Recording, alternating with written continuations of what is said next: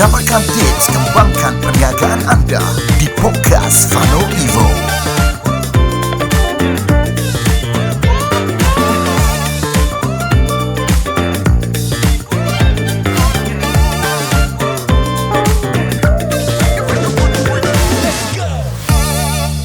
What's up guys? Assalamualaikum. Pagi.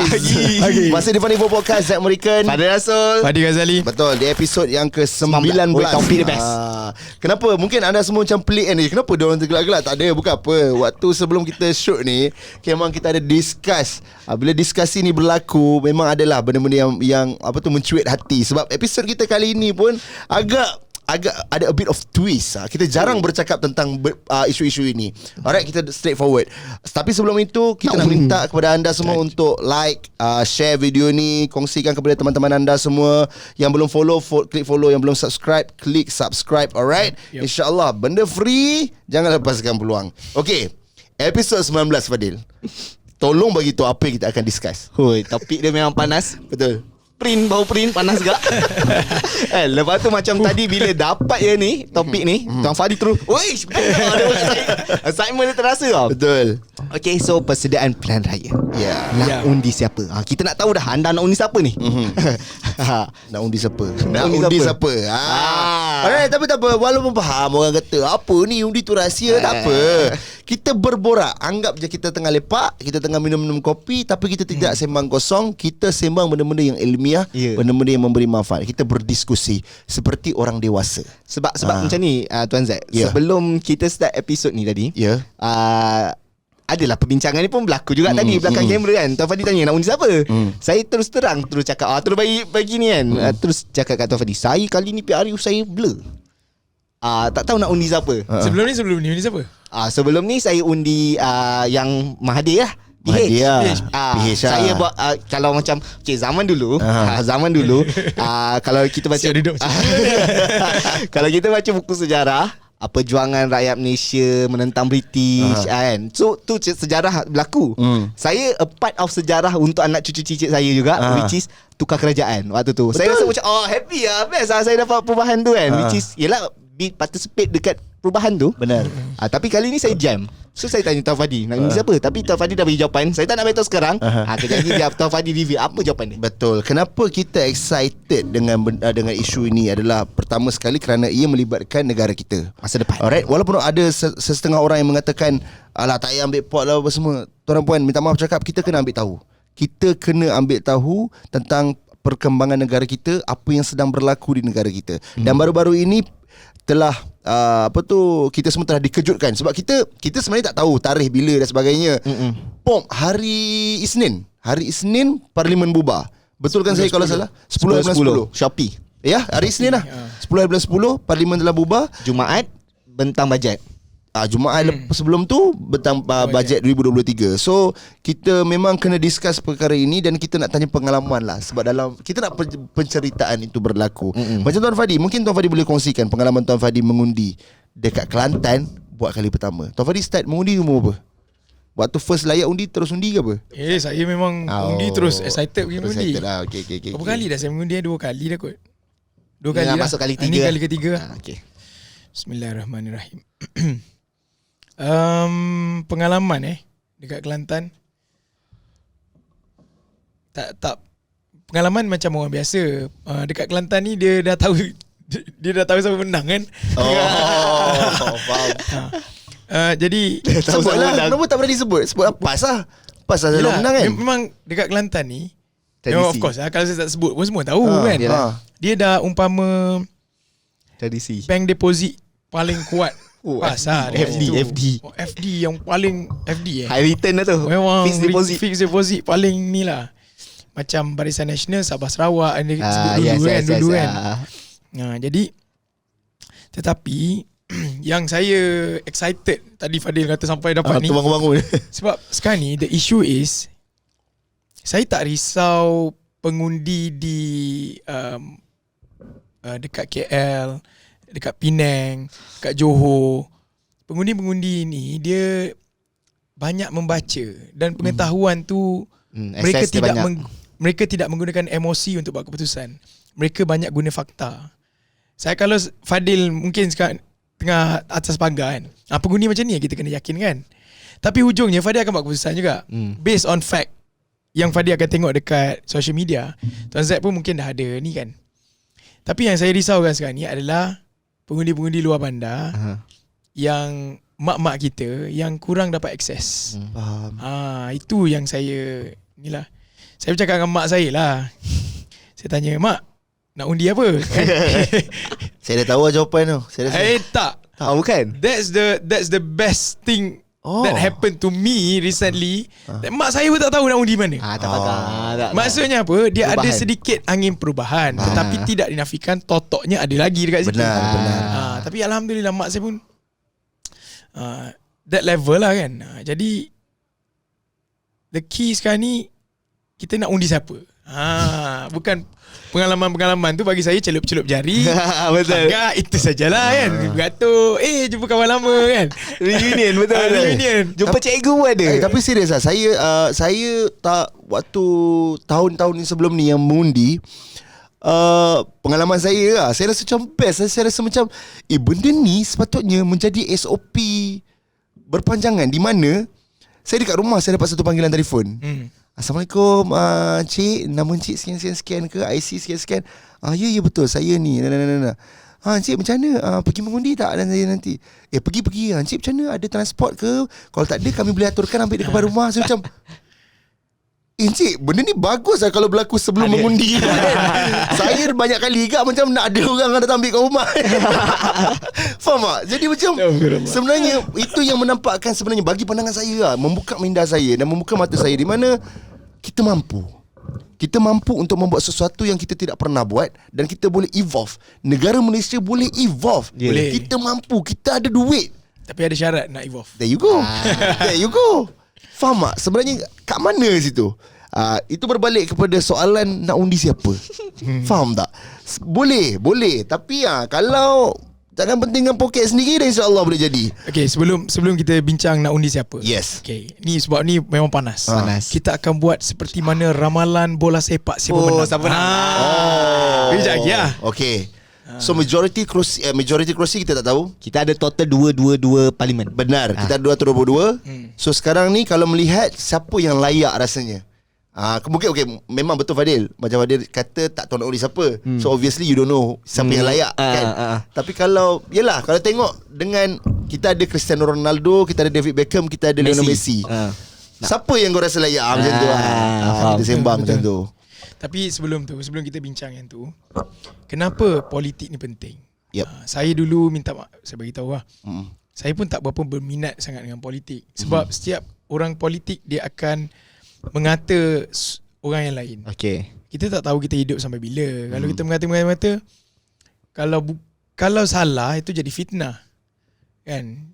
Kalau salah tu fitnah. Kalau betul pun kita sedang membuka aib orang lain.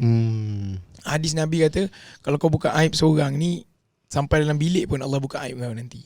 Kan? Jadi saya tak berapa nak suka lah benda-benda tu kan. Saya kurang suka berkonfrontasi lah senang cerita. Saya lebih suka untuk mengambil damai-damai aja. Relax-relax aja, tenang-tenang aja kan. Tenang aja, benar. Tapi apabila saya baca Nabi juga bersiasah. Bersiasah ni politik lah. Nabi juga bersiasah. Saya fikir balik, apa Nabi buat kita buat je lah, jangan fikir kan. Jadi Nabi juga bersiasah. So kenapa kita tidak boleh bersiasah? Bersiasah tu tidak bermaksud jadi orang politik. Sekurang-kurang memilih satu side dan pangkah, itu saja. At least kita take part dalam siasah, dalam politik tu. Walaupun kita tak jadi calon lah kan. Tapi kalau ada 15,000 boleh jadi calon. Parlimen jadi bebas. Tuan tunjuk cara nak jadi calon pun mudah Sam. Mudah. Pergi SPR punya ni, masa penamaan calon pergi je lah. Bayarlah deposit bagai semua. 15,000 kalau don berapa ringgit? Don 10 ke 5,000 tak ingat saya. Dalam SPR. Kelayakan umur berapa tuan? Kelayakan umur 18 tahun ke atas. 18 tahun ke atas. There you go. 18 tahun. So siapa-siapa yang nak, tidak ada kes jenayah semua tu. Siapa-siapa boleh. Senang. Senang. As long as you have that money, 15,000 untuk parlimen. Parlimen lah, kita go for parlimen kan. Yeah. You can enter pilihan raya. You don't need to have parti politik. Buat bebas lah. Bebas. Okay. Salah. Kalau dari sudut pengundian kan, macam tadi Tuan Fadil kata, orang-orang yang di atas pagar ni yang kita kena educate. Bukan educate, kita kena menyantuni. Nampakkan. Kita kena menyantuni mereka. Tapi mendatangi mereka. Beritahu. Dan ada lagi satu kelompok golongan ni yang sangat-sangat penting pada pandangan saya. Golongan muda. Tuan Fadil. Golongan muda, tolonglah guys. Kalau you guys dah layak mengundi, tolonglah keluar undi. Janganlah nak pumpang-pumpang dekat social media saja. Takkan berubah apa-apa. Turun undi, itu yang paling penting. Kalau Tuan Fadil rasa pandangan Tuan Fadil, sebab saya ada pandangan saya dan penonton-penonton, pendengar-pendengar ada pandangan dia. Kalau Tuan Fadil rasa kenapa orang muda tu penting untuk turun mengundi? Okay, sebelum kita sembang pasal orang muda, kenapa pilihan raya ni perlu berjaya dulu? Kenapa? Why? Yang saya nampak kali ni punya PRU dia berbeza daripada PRU lepas, disebabkan kuota orang muda tu lagi tinggi dah sekarang. Umur 18 dah boleh start mengundi sekarang ni. Itu beza dari sudut kota whatsoever. Betul. Tapi kenapa pilihan raya kali ni adalah pilihan yang sangat penting. Crucial? Kalau saya rasa pandangan saya Masa depan. we've been through a lot this past few years. Macam-macam COVID. dan COVID apa semua, dan all these politicians yang melompat-lompat dan sebagainya. Dan kita dapat melihat, saya peribadi saya dapat melihat dia ada dua kelompok. Kelompok ahli politik dan juga kelompok rakyat. Rakyat ni sangat-sangat bersatu dan tengah bangkit sekarang. Rakyat ni dah nampak macam kau nampak tak? Kau jangan main, rakyat and you know. So pilihan raya kali ni sangat-sangat penting disebabkan kita majoriti dah penat dengan apa yang dah berlaku this past few years. So kita nak betulkan balik. Dan sekarang pun ada akta baru di mana kita tak boleh lompat-lompat dah. Tak boleh lompat parti. Apa nak jadi, kau kena serve the rakyat sampailah habis penggal. That's all. Itu pandangan saya lah Tuan Fadi. Pandangan saya adalah nak tak kita lagi belakang daripada Indonesia. Itu yang paling takut lah. Itu yang paling. Tapi kalau kita lalai, kita boleh ke belakang. To be honest, Indonesia adalah satu economic superpower. InsyaAllah dalam masa 2-3 tahun ke depan, 10 tahun ke depan, dia akan jadi economic superpower. Dan dulu kita depan dia, jauh. Tapi because of dia ada kestabilan politik. Disebabkan itu, padahal dia ada potensi untuk jadi economic superpower tu dah lama. Once dia merdeka, dia dah ada potensi untuk jadi economic superpower. Why? Kita ada 30 juta, dia ada 300 juta. Benar. Dia ada 10 kali ganda kekuatan kita. Kalau pergi Indonesia, jumpa sahabat-sahabat saya dekat Indonesia kan, dia punya semangat lain macam. Dia punya semangat kan, energi dia tinggi. Merdeka dia dengan cara darah berperang kan. Pancasila dia pun semua kan. Kita dengan musyawarah. Jadi mereka ada that capital, human capital cukup besar. But then why Malaysia pergi depan berbanding mereka? Because of politik problem dulu. Dia ada political problem dulu dekat Indonesia. What happened bila Jokowi menang? Saya ikut Pilpres. Waktu Jokowi lawan lepas Susilo Bambam Yudhoyono tu, kan Jokowi lawan Allahumma salli ala Muhammad. Siapa yang jadi Menteri Pertahanan ni? Ini tahun bila tuan? Jokowi dah menang 2 kali Pilpres. Jadi masa Jokowi first masuk, saya kata dia ni menang. Sebab seorang lagi, Allah saya tak ingat lah nama calon Pilpres.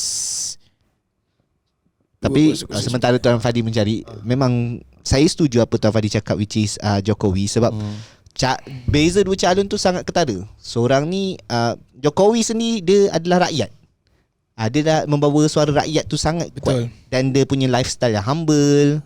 Dia pun orang daripada orang susah. So rakyat rasa, ya engkau memang akan bawa suara kami. Tapi saya okay, silakan. Prabowo.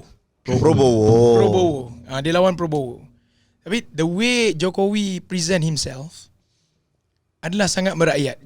Prabowo dia nampak macam corporate dia. Bukan corporate, dia askar.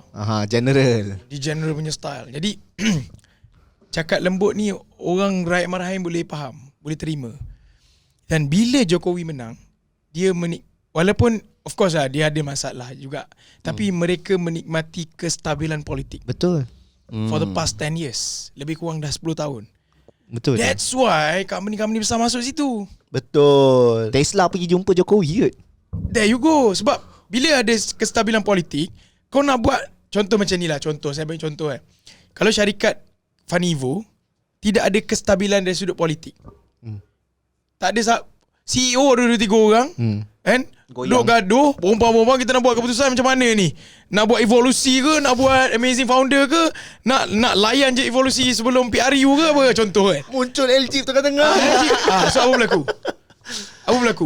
There's no stability. Betul. Dalam tu dah jadi kalut. Luar Lagi, orang tengok tu pun Tak yakin lah. Biar betul Fanivo ni. Macam tu lah orang rasa. biar betul kan. Tapi kalau ada kestabilan politik, ada seorang boleh decide. Siapa buat konten, kita bagi hadiah pergi umrah. Senang. Tak payah nak tunggu musyawarah bagai panjang-panjang ni kan. Habis semua nak buat konten dah sekarang ni. Kat Fanivo kan. So kestabilan politik is very important. Malaysia, because of 5 years lah yang kita hilang ni, menarik kita punya jauh pergi ke belakang tau. Kita bukan hilang 5 tahun tau. Kita umpama hilang 10-20 tahun. Darab dia punya kesan. Sebab apa 20 tahun 30 tahun ni? Sebab COVID. Dia dah tarik jauh. Contoh paling simple, hari ni kita tengok berapa US dollar? $1 4.6 4.68, almost 4.7. Almost 4.7. Salah satu sebab ia berlaku because of course lah, orang keluarkan duit pergi letak dekat US dollar lah. Sebab diorang inflasi diorang naik kan. So diorang naikkan kadar whatsoever tu. Jadi orang lebih trust nak invest ke sana berbanding kat sini. Tetapi salah satu juga adalah orang tak percaya dengan kita sebab politik kita tak stable. Betul. Apa maksud politik? Polisi berubah-ubah. Betul. Polisi kejap macam ni, kejap macam tu. Contoh hari tu lepas COVID kan, kejap buka ekonomi, kejap tutup. Kejap buka, kejap tutup. Ingat tak masa COVID? Sampai saya pun pening. Sebagai orang buat bisnes, kita nak buat planning, kita dah nak bayar gaji masa ni, pam tutup. Aduh, macam mana ni? Jadi because of the policy itself, tutup buka, orang tak confident. Pelaburan asing tak masuk. Betul. Jam lah kita. Pelaburan asing tu sebenarnya itu pun salah satu yang sebab kita masih lagi mengharapkan pelaburan asing. Kita tidak boleh nak rely 100%. Ingat tak kita jumpa Ustaz Yaakob Yusra itu? That's our one of the main problem juga kan. Di mana kita terlalu mengharapkan pelaburan asing untuk ke negara kita. Contoh kan, macam kalau kita tanya tentang Malaysia, kalau kita sebut Malaysia dari sudut ekonominya, kita pegang ekonomi apa? Kalau kita sebut Malaysia, Mungkin yang mendengar jawapan. Kalau macam saya kan, kita tengok Korea, kalau dulu dia pegang all this mobile, all this telco, Samsung lah apa semua dia orang pegang. Dan now dia orang pegang entertainment. Betul. Dia orang punya dia orang punya government pump kau kat entertainment. Kau punya pump. Kalau Indonesia apa? Dia kena ada that signature dia. So kita macam dulu kita pernah hampir kereta kan, Proton apa semua kan. But kita dulu pernah, yang Mahathir pernah bawa, the brand kat Malaysia adalah tempat turis, Malaysia Truly Asia. Itu pun kempen. Itu kempen, tapi dari sudut ekonomi itu sendiri. Tapi daripada kempen tu menaikkan Malaysia tau, which is kau tak payah pergi negara Asia lain, kat Malaysia dah Malaysia. ada. Semua juga Malaysia Truly Asia. Semua Asia tu dah ada kat Malaysia. There you go. Tapi dia punya kempen, ni cerita ni lah. Sebab saya pernah terlibat meeting dengan kementerian Motek. We need to have one campaign. Macam contoh Malaysia Truly Asia berbanding Amazing Thailand ke Amazing Indonesia, tak ingat. Kalau Indonesia, Wonderful Indonesia. Wonderful Dia ada satu, dia mudah. Wonderful Indonesia, Amazing Thailand. Dia Singkat. Dia pop kan. Cepat. Malaysia Truly Asia. Panjang lah. Maksudnya faham tak? Dia kena guna burn calorie untuk faham. Apa truly apa lah. That's why baru kita masuk ni. That's why politik tu very important. Dan pada pandangan saya, kena ada orang muda. dia kena orang muda. There you go. Bukan parti muda. Bukan parti muda, orang muda. Dia orang muda Yang ada dekat dalam tu. Emon, simple macam ni. Orang muda ni, dia tak ada benda nak fikir tau. Agresif lah. Dia very agresif. Dia agresif di jalan lu. Di jalan lu salah boleh fikir. That's why yang lama-lama ni jadi mentor lah. Nasihat. Jadi penasihat. Awak tak payah duduk dah dekat kerusi tu. Kita belajar lah. Ni pandangan saya tak tahu orang kat luar macam mana. Allah Nabi Muhammad 40 tahun diangkat sebagai Rasul, Nabi dan Rasul. Nabi Muhammad umur 63 Allah dah ambil dah. Yalah, Betul tak? wafat. Dah wafat dah 63 tahun. Apa maksud yang kita boleh faham? Nabi 23 tahun memegang tampuk kepimpinan lah. Betul. Umpama kan. Kita umur 80. Pada ketika umur kita dah lanjut tu, bantu anak muda pula jadi next generation. Pass pattern lah. Itu fakta. Itu fakta That's yang the fact. jelas. That's the fact. Tak payah pusing jauh-jauh. Saya sampai level, minta maaf lah sebut sebut juga ni. Sebab saya duduk kat Kelantan. Jalan pun tak boleh nak repair lah. Hari tu saya jumpa dengan kita punya mastermind tau. Mastermind. Mastermind Kak Ros punya suami. Okay. Dia orang ni, Kak Ros ni orang sini kan. Tapi dia ditugaskan duduk dekat Besut 4 tahun. 4 tahun masa dia kerja government lah. Nak ceritanya, beza tak beza dekat selamat datang ke Terengganu atau selamat selamat jalan, maksudnya pintu gerbang Keluar. lah. Kalau dekat Pasir Putih tu nak masuk ke Jertih lah kan. Daripada jalan Pasir Putih tu jalan selamat datang Terengganu, habis je ni jalan terus smooth. Sedap. That level. That level. Yelah, macam Kinabatangan lah. The only highway ada. Gitulah bukan. Tapi Kinabatangan tu state to itself ni dah jadi wakil parlimen pula kan. Tapi nak ceritanya adalah because of benda-benda macam ni lah. We need somebody yang muda untuk bukan parti muda untuk bawa that baton. Betul. Pada pandangan saya. Betul. Mereka akan cari alternatif dan idea untuk selesaikan satu problem. Hari ini bulan Oktober 2022. Right? Episod kali ini pada bulan Oktober 2022 dan saya ingin menyeru YB Syed Saddiq. Kita punya aim, kita nak at least kurang-kurangnya YB Syed Saddiq dapat join kita punya podcast ni. Dalam bilik ni, this exact Ni, bilik, YB Syed Saddiq, let's go. Trust me, I know you understand, I know you support youth. Kami, usaha kami untuk memberi manfaat kepada anak-anak muda, terutamanya usahawan-usahawan. Jemputan rasmi. Mungkin Tuan Fadi boleh jemput YB Syed Saddiq. Flower. Saya bukan saja nak jemput YB Syed Saddiq. Saya nak jemput YB yang muda-muda. Yes, kita kumpul. YB muda. Kalau YB Syed Saddiq saja is good. Tetapi kan ada lagi YB muda. Betul. Kan? Jadi YB Syed Saddiq duduk dekat Johor. Dia membesar di Johor. Dia tak tahu keadaan dekat Kelantan macam mana tau. Johor memang most probably sedar-sedar dah cantik kot. Sedar-sedar dah ada highway kot. Kan? Dekat Kelantan is totally different story lah. Totally different story. Kita dekat border negara lain tau. Yang ni pun border negara lain. Tapi beza dia, Masya Allah. Tuan dan puan, kita sedang mendengar daripada seorang real Kelantan ni. Darah daging Kelantan. Darah daging Kelantan. Sorry, sambung. Okay, sambung. Tolong aku. Saja nak okay, kita gelakkan orang lain. Tak. Maksud saya, kalau kita boleh, YB Syed Saddiq is like the core orang muda lah. Nampak dia kan? frontman lah untuk muda-muda, betul. Tapi ada lagi daripada parti-parti lain. Contoh kan? Sebut terus. That's why saya payah nak sebut. Fadi Ghazali insya-Allah akan ada dekat sini lah kan. Berapa tahun lagi. Jadi tapi nak ceritanya orang muda yang lain pun ada dia punya idea-idea yang kita nak dengar. Saya masih teringat perkongsian Tuan Fadi lah sebelum ni dekat saya kan. Which is dia kata, Dil, saya pernah tanya kat Tuan Fadi, kenapa kena orang muda? Contoh kan. So Tuan Fadi pernah jelaskan saya, Dil, kena ingat Malaysia dulu membangun dengan jayanya sebab Tun Mahathir muda zaman tu, Anwar Ibrahim muda, Najib pun muda. Jadi betul lah, saya terima fakta tu di mana membuatkan Malaysia jadi great nation that time because of pentadbiran muda. Benar. Semua muda. Setuju. Kita ada menteri besar muda waktu tu di Pahang, Najib. Kita ada timbalan Perdana Menteri yang muda, which is Anwar Ibrahim. Kita ada Perdana Menteri yang quite muda juga waktu tu, Tun Mahathir. Tapi sekarang kita dah tak ada. Tak nampak. Ada, tidak diberi peluang. Yes. Tak diangkat. Diorang tak nak pencen ke? Allah. Statement mana? Rezeki orang, Fadil. Rezeki orang. Kita tak tahu. Tapi kan memang betul lah. Saya suka bila Fadil bercakap pasal benda-benda itu, di mana memang kita kadang-kadang kita tak perasan dan kadang-kadang kita terlalu melihat benda yang jauh sangat, sedangkan depan mata ni dah ada. Sebagai contoh kan, sebagai contoh kita dah nampak apa yang tak betul.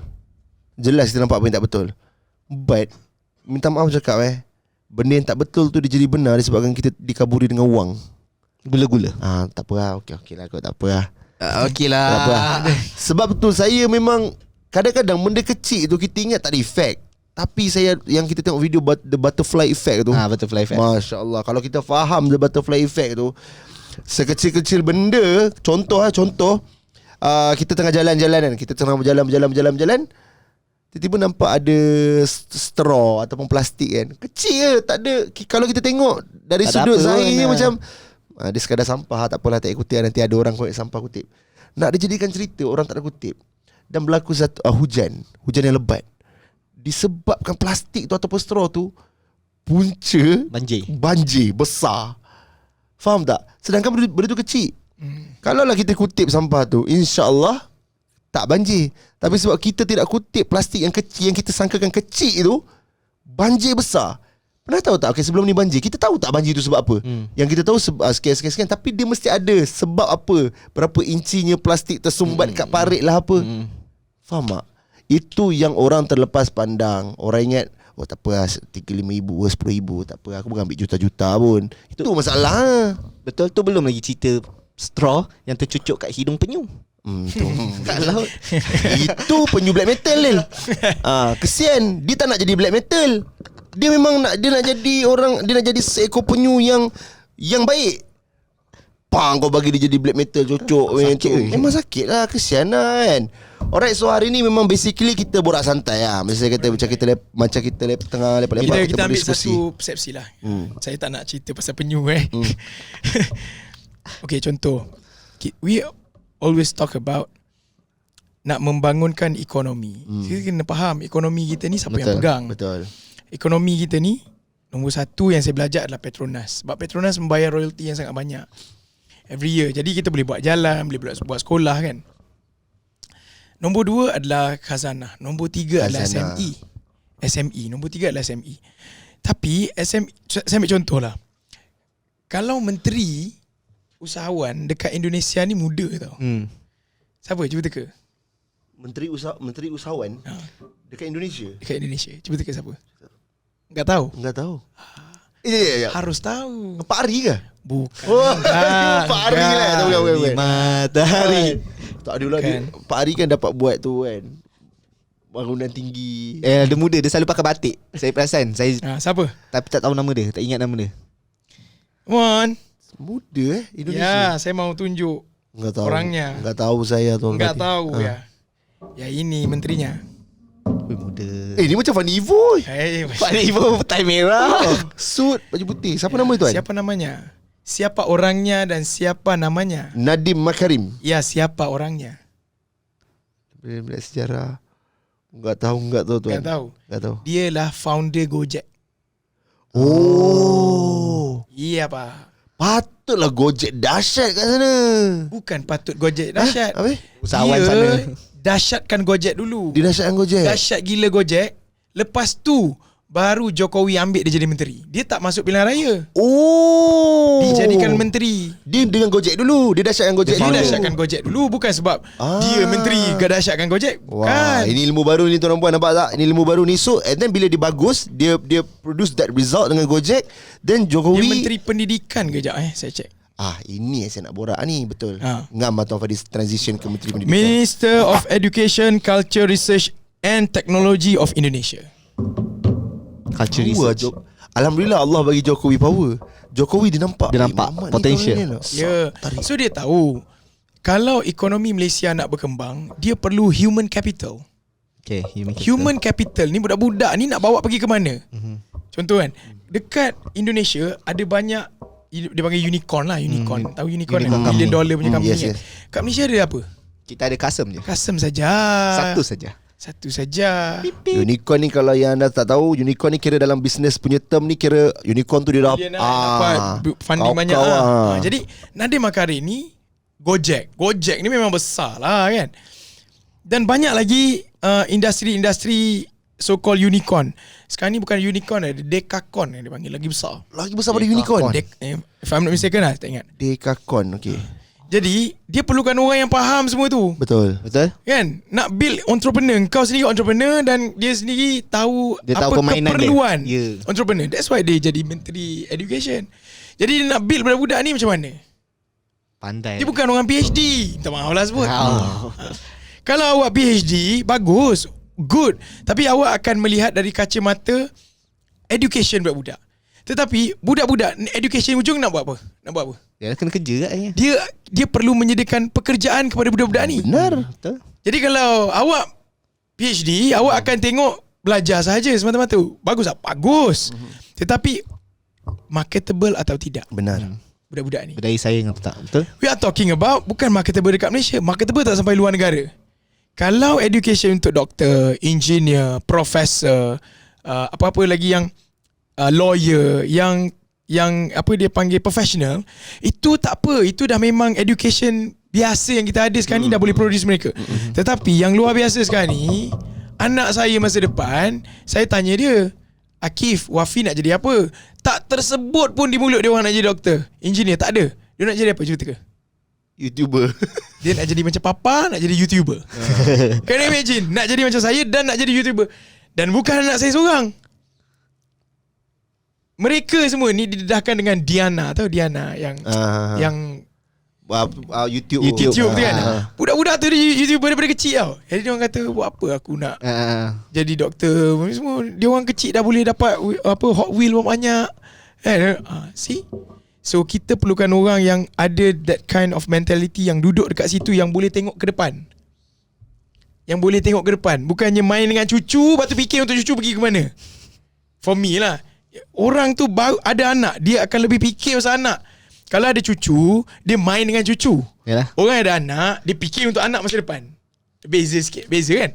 Basic math. Basic Betul kan? lah. Kalau orang ada cucu, dia banyak main dengan cucu. Dia santai kan? Santai, penuhkan cucu punya impian nak apa, dia bagi lah. Tapi kalau mak dia akan fikir, apa nak jadi kat anak aku? dia lebih sikit. Betul. Lebih sikit. Betul. Saya memang sangat setuju dengan apa yang dibincangkan ni. Sebab ini pun antara benda yang saya rasa perlu didiskuskan, di mana berkenaan dengan pendidikan, Tuan Rafadi. Terus terang kan, kalau kita tengok daripada tahun 1980-an, 1960-an, 1970-an, 1890-an, 90-an lah kita pergi sampai ke sekarang, pergi sekolah, apa yang beza? Cat lain, bangunan lain sikit lah. Tukar. Tapi dari sudut sistem, minta maaf cakap lah. Sama. Kan? Saya pernah saya bagi tahu terus mentality, mindset saya pada usia 18 tahun, saya pernah menjadi guru ganti. Di episod lepas saya pernah kongsikan. Saya tak nak cakap apa lah tak nak cakap kat sekolah mana apa semua. Tapi kalau korang dapat cari-cari lah, saya melihat okey, bentuk sekolah tu okey, begitu apa semua. Tapi bila kita lalu balik, sekolah tu sama, masih sama. Kita tak payah cakap pasal bangunan yang cantik lah. Kita cakap dari struktur pendidikan, susunan pendidikan tu, apa silibus pendidikan tak berubah. Si hijau warna daun. Yang tak ada, yang semua sama. Faham tak? Yang berlaku adalah PMR tak ada PT3 apa semua dan sebagainya. Sekarang pun dah tak ada apa semua. So bagi saya kita kena zaman dah berubah. Semua benda dah advance. Benda yang kita belajar kat sekolah tu pun kita boleh tengok kat Google dan sebagainya. Kita kena tengok balik apa yang perlu ada. Civic. Dulu ada belajar civic. Tuan Fadi ada belajar civic kat sekolah? Tak ada. Kau ada belajar civic dekat Agama Islam. Pendidikan Islam. Pendidikan Islam. Kita dah belajar pendidikan Islam. Pendidikan civic pun ada juga kan. Bagi saya, kita dalamkan lagi benda tu, besarkan lagi kan. Lepas tu daripada sekolah kita dah ajar betapa pentingnya untuk bayar income tax sebagai contoh. Ya, betul. Faham tak? Betul. Kan? Betul, dari situ dah dididik. Daripada situ kita kena ajar macam mana nak urus keuangan. Ya, betul. Baru kita tahu. Kalau kau baca pie chart lah apa semua kan. Minta maaf, cari ads. Memanglah bagus benda tu. Bagus, tapi do you think it's necessary? Jika nak jadi budak tu jadi engineer lah. Betul, dia kena spesifik kat situ je lah. Bagi saya pie chart tu belajar kat universiti, itu advance class lah. Basic ni macam income tax, cara penyusunan akaun betul. Faham tak? Benda tu benda basic tau. Dan dia memudahkan HDN nanti sebab dari sekolah dah belajar lah untuk bayar terang tax. bagi pandangan saya silibus kat Funivo ni kita boleh letakkan dekat sekolah sebenarnya. There are certain things yang kita boleh letak kat sekolah. You get what I mean or not? Penggunaan social media yang betul. Kita tengok sekarang budak-budak pun dah melayan porno, cyberbullying apa semua. Ajar macam mana nak jadi gempak dekat social media. Bukan sekadar gelek-gelek saja. All those kind of things, you know. Betul. Bahasa Melayu, bahasa Inggeris tu semua wajib lah. Kalau Itulah dia. Itu yang perlukan orang muda. Baru kita ada intelligence yang jauh ke depan. berani. Kalau kita boleh build anak kita jadi berani, bukan sekadar bercakap ke depan. Benar. Kan? Ada hari kantin sekolah setahun sekali. Sekali je lah dia berniaga setahun sekali. Betul lah tuan. Hari Betul kantin lah. sekolah sekali je setahun berniaga. Jual air. Lepas tu dah hilang dah dia Hilang punya skill dia. Skill hilang lah. Kelab kan. Kelab bagi saya okey lah. Saya dulu cadet polis. Contoh cadet polis apa semua tu bagus kan. Wujudkan lagi kelab-kelab yang perlu ada. Kelab keusahawanan. Ya, ada kelab keusahawanan tapi tak semua ada kelab keusahawanan. Mungkin kita kata satu wajib untuk apa. Kita buat macam contoh taklim yang itu boleh jadi silibus di sekolah. Betul. Kalau agama rasmi kita agama Islam dan sebagainya, all those kind of things lah. Sebab tu bila kita bicara soal ni, dia bicara soal polisi. Benar. Kan? That's why kita jangan tunggu politik. Kita terus buat Funivo College. Yes. Bila tu tuan? Bila tu? Doakanlah tahun depan insya-Allah. Tahun depan 2023. Awal tahun insya-Allah tuan InsyaAllah. Saya pun tengok kita punya sahabat Tuan Hasbillah kita isi form dia, semua. dia buat documentation penuh kat meja dia tengok kan. Kat bawah kan. Dia buat Kita akan build digital business punya college. That is our core. Amin. Semoga dipermudahkan. Umur 16 tahun silap saya. Dah boleh masuk college kita. Dan boleh dapat pembiayaan untuk belajar. There you go. Dah dapat sijil kan. Sijil tu berlaku dekat most of government sector juga. Government sector confirm lah. Tapi kita confirm. bukan nak build mereka jadi orang yang nak bekerja. Betul. Usahawan. Kita nak jadi usahawan. Betul. Kalau bekerja pun mindset dia usahawan. Betul. Kalau bekerja mindset usahawan, dia tak jadi lemau, dia tak jadi lembut. Lain. Dia lain. Dia macam fighter. Dia macam staff Funivo tu kan. Usahawan tuan. Dia fighter. Alright, terima kasih kepada pendengar-pendengar semua. Hari ni kita diskusi itu. So kita akan rehat dulu. Selepas ini kita come back, kita akan dengar perkongsian hadis of the day. Sebelum perkongsian hadis, kita akan buat ni sikit lah. Alright, so kita rehat dulu. Kembali selepas ini di Funnel Evo Podcast.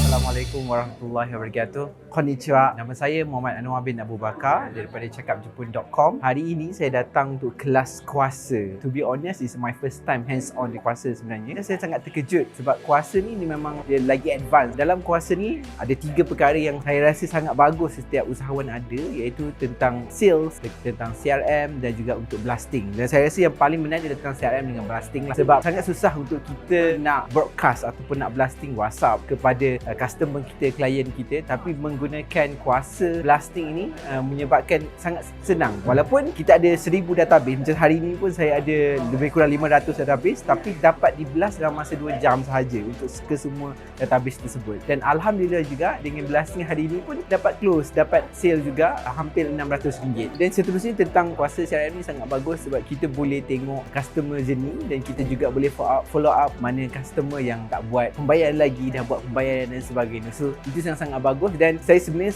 tertarik dengan kuasa penyebut reporting itu sebab itu akan memudahkan lagi setengah bos untuk memantau kerja tim lah sebenarnya. Kepada usahawan-usahawan di luar sana, wajib cuba kuasa kerana dalam kuasa ni anda dapat menggunakan database yang anda ada dan secara automatically dan akan menjimatkan masa anda. Itu yang paling penting lah. Tak perlulah anda nak reply WhatsApp sesuatu, nak blast WhatsApp sesuatu, dan at the same time juga anda boleh pantau di mana customer anda sekarang, dan at the same time juga dia boleh kumpul database anda dalam satu platform sahaja. Itu paling-paling bagus.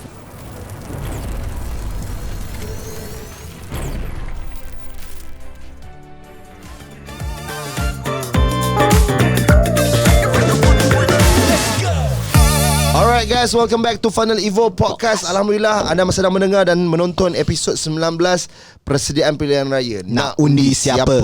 So tadi sebelum kita berehat, kita dah berdiskusi kan dengan Tuan Fadi, dengan Fadil dan sebagainya, dengan anda juga kita berdiskusi, dan pandangan masing-masing. Kita tidak berpihak kepada mana-mana.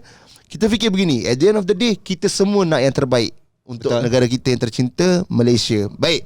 So, sebelum kita habis untuk episod kali ni, tuan-tuan puan, sebelum Tuan Fadi share hadis of the episode juga, kita nak buat kesimpulan. Kita nak buat kesimpulan dan kita nak predict. Kita nak tanya Tuan Fadi lah. Tuan Fadi prediction. So, Tuan Fadi rasa kali ni siapa Tuan Fadi? Siapa yang bakal mentadbir negara? Prediction. Dia prediction. Macam bola ni kan. Kita main bola. Main bola kena ada prediction. 3-2, 3-0, 2-0 kan. Betul. Ini pandangan saya lah. Apa saja orang cakap, masa depan belum lagi tertulis. Bagi saya, PH menang. PH menang. I don't know why. Abang nak tanya mungkin Tuan Zack dengan Fadil ada satu perasaan berbeza lah. Tapi saya rasa PH boleh menang. PH boleh menang. Because jika berlaku dalam keadaan semasa sekarang ni, saya boleh kata majoriti orang atas pagar sekarang. Dia tak ada that favor, aku nak favor mana kan. Okay. Tetapi ujungnya orang akan tengok sampai level mak saya pun atas pagar. So saya boleh tengok, okay, there's something peluang yang cukup besar untuk kedua-dua pihak. Tapi the first move dalam 2-3 hari selepas diumumkan pembubaran tu, the first move yang saya minta maaf lah, ni tak ada pilih sesiapa ni saya rasa Rafizi dah keluarkan satu, mana tadi? Dia dah keluarkan dekat, in fact, kenapa saya cakap PH? Sebab saya ada buat soalan panas dekat saya punya IG story. PH 46%. Okay. Cakap menang. Tapi anyway, majority follower kita orang muda. Jadi orang muda ni saluran dia muda lah. Bukan parti muda saluran. Tapi yang akan memberikan kemenangan selesa kepada BN adalah orang-orang lama lah. Okay. Anyway, contoh saya kata Rafizi tadi. Bismillahirrahmanirrahim.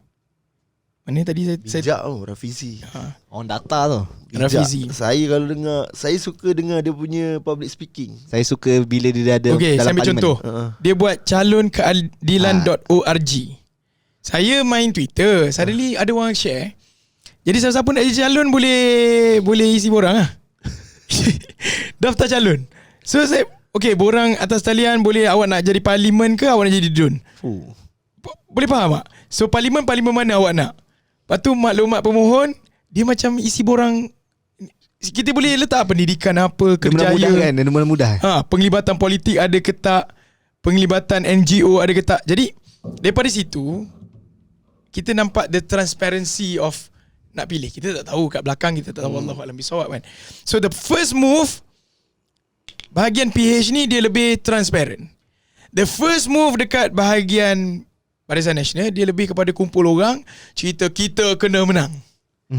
Which is narrative tu dah memang dia for the past tahun 2 tahun ni pun dia dah cakap macam tu je. Okay, itu satulah, ni pandangan saya. Nombor 2 adalah jika berlaku banjir. Jika berlaku banjir, orang yang sincere turun padang adalah orang muda lah. Betul. Memang sincere kau dia turun memang nak buat kerja lah kan. Ikhlas lah. Tapi kalau calon-calon dia kita tak tahu Allahu a'lam bisawab. Tapi kalau Barisan Nasional pun letak calon muda, dia pun boleh kerahkan orang muda lah kan. Yalah.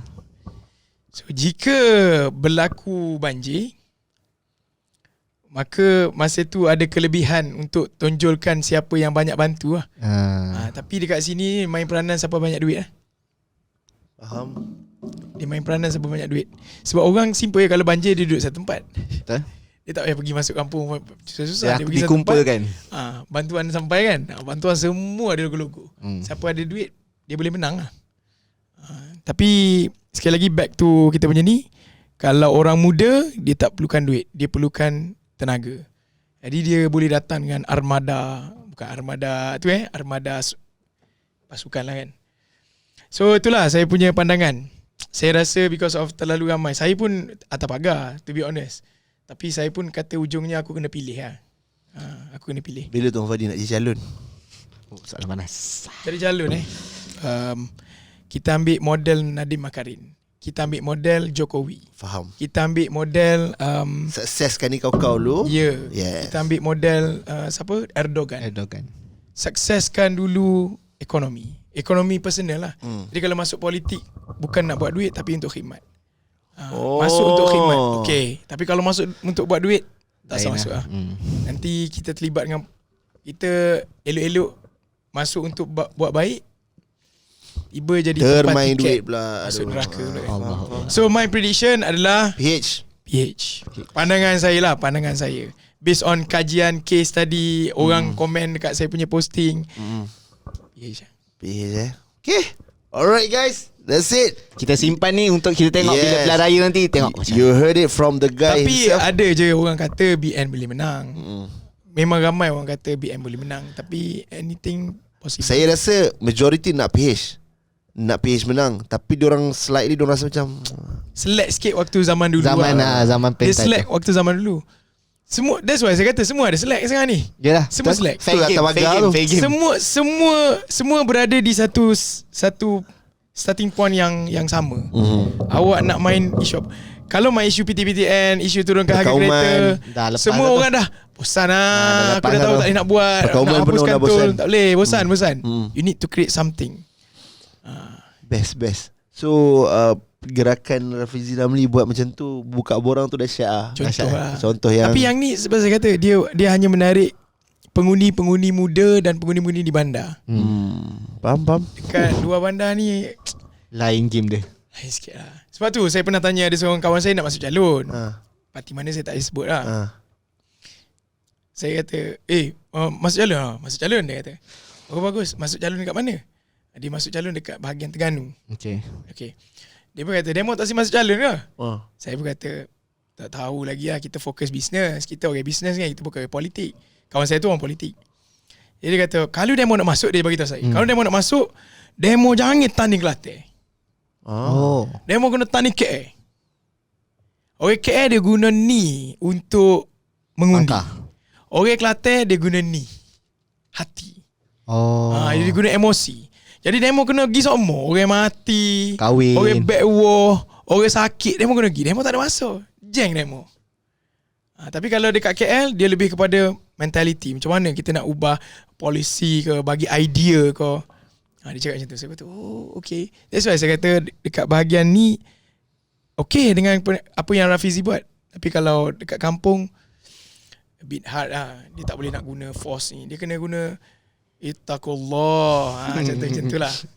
Barulah boleh menang dekat Kelantan. Saya fokus Kelantan lah sekarang. Right. So who's berat ni tapi best. Ada benda tak keluar lagi kan? Takut dekat public kan. Kena ban, kena gam ke apa kan? Alright guys. So before, yang risaulah ni bagi saya kita kena bagi tahu lah. Betul. Kalau dekat US kan very open. Semua orang ada dia punya side kan. Semua ada pendapat masing-masing. Kalau tengok Elon Musk pun dia ada dia punya pandangan. Betul. So everybody ada pandangan. Once dah habis lah. Public opinion dia panggil. Tadi kan cakap jumpa Jokowi kan. Elon Musk jumpa Jokowi kan. Betul. Apa tu dekat Indonesia kan. Saya teringat satu joke. My Mas Elon. Enggak, aku bukan Mas Elon, aku Elon Musk. Terbalik Mas Elon. Aduh. Okay guys, sebelum kita tambahkan episod kita kali ini, jom seperti biasa kita dengar perkongsian hadis of the day daripada Tuan Fahdi Ghazali. Silakan tuan. Bismillahirrahmanirrahim. Sayyidina Anas berkata bahawa Rasulullah sallallahu alaihi wasallam bersabda, apabila sesiapa daripada kamu memberi hutang kepada seseorang, lalu si penghutang memberi sesuatu sebagai hadiah kepadanya atau membenarkannya menunggang tunggangannya, maka jangan dia menerima hadiah itu dan jangan dia menunggang tunggangan itu, kecuali jika telah biasa berlaku hal demikian antara mereka berdua sebelum urusan hutang berlaku. Okay. Ni first time saya dengar ni. First time Saya baca. Saya pun first time juga ni. Baca sekali lagi. Sayyidina Anas berkata, Rasulullah sallallahu alaihi wasallam bersabda, apabila sesiapa daripada kamu memberi hutang kepada seseorang, lalu si penghutang memberi sesuatu sebagai hadiah kepadanya Offer. atau membenarkannya menunggang tunggangannya, maka jangan dia menerima hadiah itu dan jangan dia menunggang tunggangan itu kecuali jika telah biasa berlaku hal demikian antara mereka berdua sebelum urusan hutang berlaku. Hush, di first time. Maksudnya kalau saya hutang Fadil, kalau saya offer Fadil naik kereta ke apa ke, atau saya bagi hadiah ke Fadil, jangan terima. Kecuali kalau sebelum saya berhutang tu kita dah memang biasa buat dalam benda tu.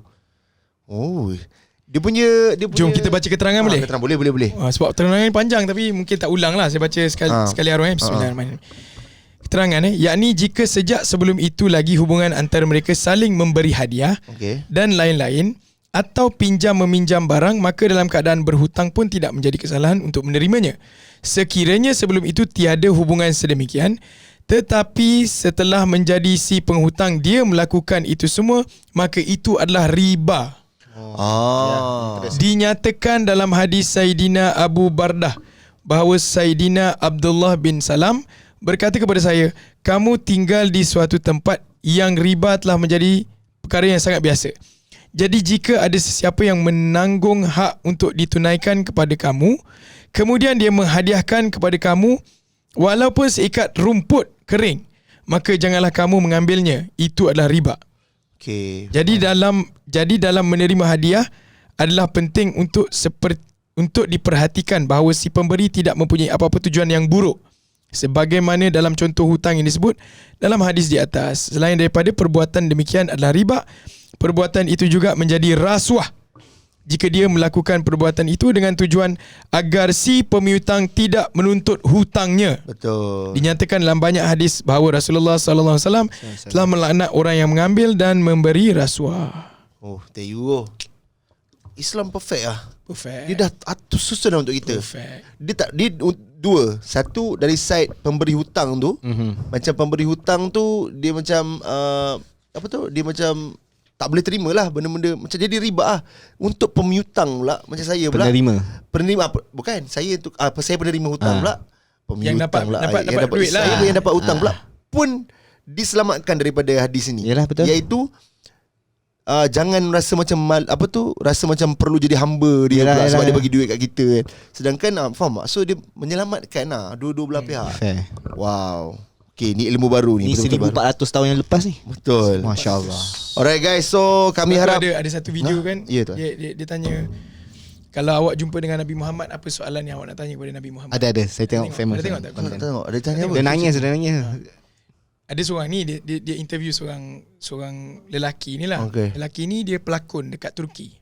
Jadi dia tanya, jika kamu boleh jumpa dengan Nabi Muhammad, apa soalan yang kamu nak tanya kepada Nabi Muhammad? Lama kawan tu duduk senyap. Dia kata, saya tidak ada apa-apa soalan yang saya nak ditanyakan, tetapi saya malu sebab Nabi dah jawab semua soalan. Cuma saya yang tidak ambil tahu tentang jawapan yang Nabi telah berikan. Merinding disco. Nak tanya apa? Semua dah Nabi jawab dalam Al-Quran, dalam hadis. Cuma kita yang tidak ambil tahu. Masya-Allah. Guys, jom kita ambil tahu apa yang Nabi telah tinggalkan kepada kita, insya-Allah. Alright, terima kasih banyak kepada anda yang terus setia bersama dengan kami di Final Evo Podcast. Terus share, subscribe. Yang belum subscribe, yang belum follow Instagram, TikTok dan sebagainya. Alright, jadi apa lagi yang you guys nak dengar? Apa lagi yang you guys nak tahu? Komen di comment section down below. Kita ambil tahu tim Fun Evo semua tengok, ambil anda punya feedback dan sebagainya. Alright. So jumpa lagi di minggu depan. Saya Zaid Murikan. Saya Fadil Rasul. Saya Fadi Ghazali. Jumpa lagi di Fun Evo Podcast. Pagi. Dapatkan tips kembangkan perniagaan anda di Podcast Fano Evo.